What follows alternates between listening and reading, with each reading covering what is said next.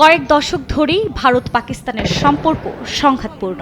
Kashmir issue, সীমান্তে গোলাগুলি, এমনকি পারমাণবিক শক্তি প্রদর্শনের হুমকি দুই দেশকে দূরে ঠেলে দিয়েছে আরও। অপরদিকে লাদাখ ও ডোকলাম সীমান্ত দিয়ে বিরোধ, ভারত চীন সম্পর্ক যেন সাপে নেউলে। এমন বাস্তবতায় ঢাকায় একই মঞ্চে হাজির হন এই তিন দেশের প্রতিনিধিরা। বিএনপির প্রয়াত চেয়ারপারসন বেগম খালেদা জিয়ার জানাজায় অংশ নিতে ঢাকায় আসেন পাকিস্তানের জাতীয় পরিষদের স্পিকার সরদার আইয়াজ সাদিক। শ্রদ্ধা জানাতে আসেন ভারতের পররাষ্ট্রমন্ত্রী এস জয়শঙ্কর। একমাত্র স্মার্ট সিটি বসুন্ধরা, আধুনিকতায় এক ধাপ এগিয়ে। ঢাকায় এসে সাক্ষাৎ হয়েছে দক্ষিণ এশিয়ার দুই বৈরী দেশ ভারত ও পাকিস্তানের উচ্চ পর্যায়ের প্রতিনিধিদের।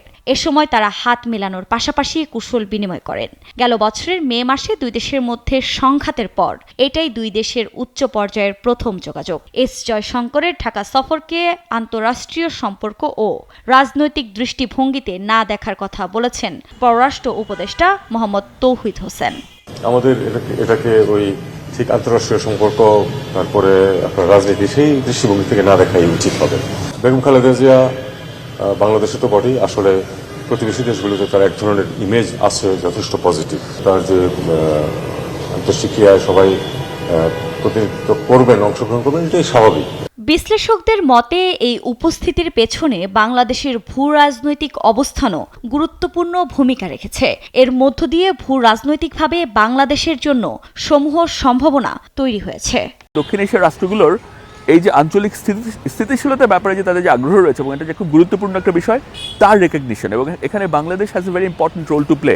সেখানে BNP will probably have a very important role to play, এবং সেই কারণে তারা এনগেজ করতে চাইছে। তাই আমি মনে করি একটা খুব পজিটিভ মেসেজ।